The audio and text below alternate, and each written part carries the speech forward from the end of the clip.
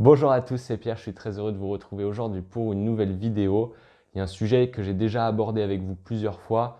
Depuis octobre 2019, le marché du repo, donc le marché interbancaire américain, est sous perfusion de la part de la Banque centrale américaine, qui injecte tous les jours des dizaines de milliards de dollars pour se substituer en fait au rôle des banques et aller prêter de l'argent aux institutions financières qui en ont besoin. Alors, en octobre 2019, quand la Banque centrale américaine a commencé à intervenir, Jérôme Powell, donc le président de la Banque centrale américaine, nous avait dit qu'il y en aurait pour 2 semaines, le temps de rétablir juste des problèmes techniques liés au bilan de certaines banques. Là, on est 4 mois après, donc on est mi-janvier 2020, et on a toujours des interventions journalières de la Banque centrale américaine. Donc le problème n'est toujours pas résolu. Voilà, donc vous pouvez voir sur ce graphique l'étendue en fait des injections de liquidités sur le marché du repo de la part de la Fed. Ce que Jérôme Powell ne nous a pas dit en octobre 2019 quand il a commencé à intervenir, c'est qu'en fait les hedge funds étaient très demandeurs de liquidités sur ce marché du repo et c'est pour ça donc qu'on a eu cette crise sur le marché du repo, ce qui a poussé donc la Banque centrale américaine à intervenir. Pourquoi les hedge funds sont très demandeurs en ce moment de liquidités? Eh bien parce qu'ils ont un effet de levier qui est très important. Il faut qu'ils puissent maintenir cet effet de levier, satisfaire donc les appels de marge, et pour ça, ils ont besoin de liquidité. Sur ce graphique que je vous ai déjà présenté, on peut voir que les institutions non financières, c'est-à-dire en fait tout ce qui est en dehors des banques, donc les hedge funds, sont très dépendants du marché du repo, sont 2 fois plus dépendants du marché du repo aujourd'hui que dans les années 2000. Alors vous pouvez également voir sur ce graphique-ci que les principaux hedge funds américains sont très leveragés, comme je vous le disais, donc c'est-à-dire qu'en fait, ils ont des tailles de position qui sont très nettement supérieures à l'argent qu'ils ont réellement à leur disposition pour travailler. Donc ça passe par le crédit, ça passe aussi de manière indirecte par le marché du repo pour pouvoir maintenir donc ces positions. Pourquoi les hedge funds utilisent l'effet de levier? C'est tout simplement pour démultiplier leurs performances. Et c'est là où vous voyez le problème arriver, parce que si comme au 16 septembre 2019, on avait des marchés du repo, des marchés interbancaires qui offraient un taux d'intérêt, un taux de refinancement d'intérêt à 10%, ce serait intenable pour ces hedge funds. Ils seraient donc obligés de vendre leur position pour aller se déleverager, donc retirer du levier, se désendetter en gros, et ça passe donc par la vente de ce qu'ils détiennent dans leur bilan. Donc par rapport à ça et à la crise que l'on connaît actuellement sur le marché du repo, la Banque centrale américaine, elle a eu une idée géniale.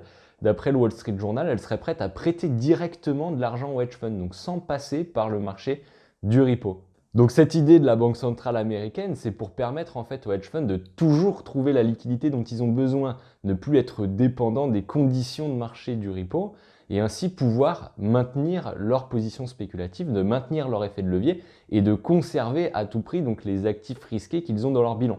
Parce que s'ils ne le peuvent pas, si on n'a vraiment plus de prêteurs sur le marché du repo, eh bien ça enchaînera sur des ventes des actifs et à ce moment-là, des marchés qui devraient baisser, des taux d'intérêt qui devraient augmenter davantage. Donc en quoi le fait que la Banque centrale américaine prête directement de l'argent aux hedge funds serait différent du système actuel qui en fait est en ce moment une façon détournée de le faire puisque la Banque centrale américaine passe par le marché du repo pour aller alimenter les hedge funds. Déjà la première raison, c'est que si les hedge funds ne sont plus demandeurs sur ce marché du repo, s'ils sont alimentés directement par la Banque centrale américaine, eh bien ça retire une certaine pression sur la demande. Et ainsi, on voit le risque d'avoir des taux d'intérêt qui augmentent s'éloigner.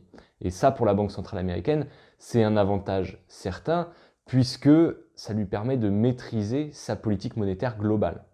La deuxième différence, et c'est celle-ci la plus importante, c'est que actuellement sur le marché du repo, quand vous avez une institution financière comme un hedge fund qui demande de l'argent frais pour pouvoir maintenir ses positions, eh bien on a une banque, alors en général c'est les 4 premières banques américaines, qui sont en fait garants du hedge fund qui va demander de l'argent.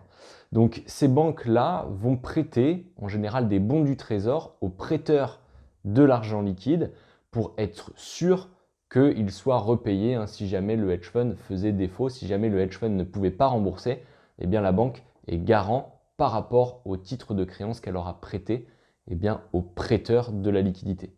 Donc si la Banque centrale américaine décide d'alimenter en argent frais directement les hedge funds, sans passer par le marché du repo.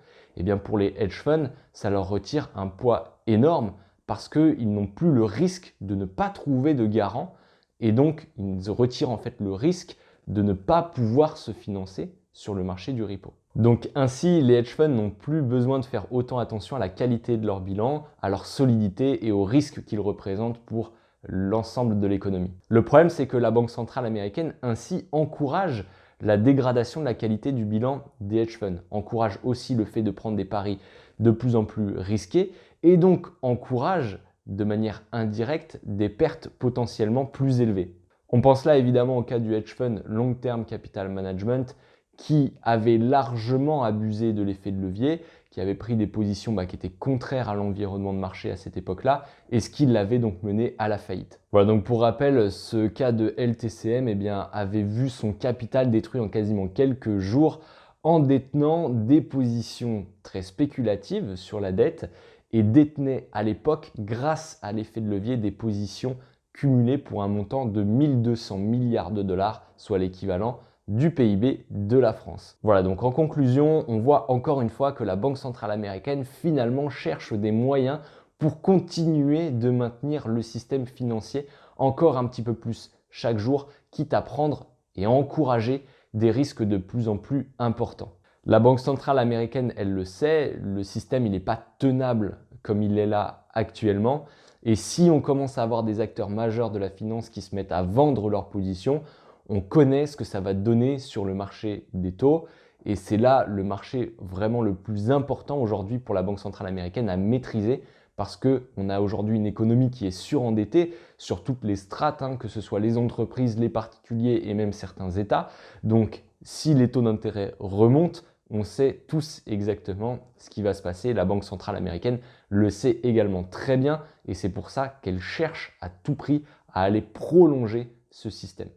Voilà, j'espère que cette courte vidéo vous a plu et puis je vous dis à très bientôt pour une prochaine vidéo. Ciao!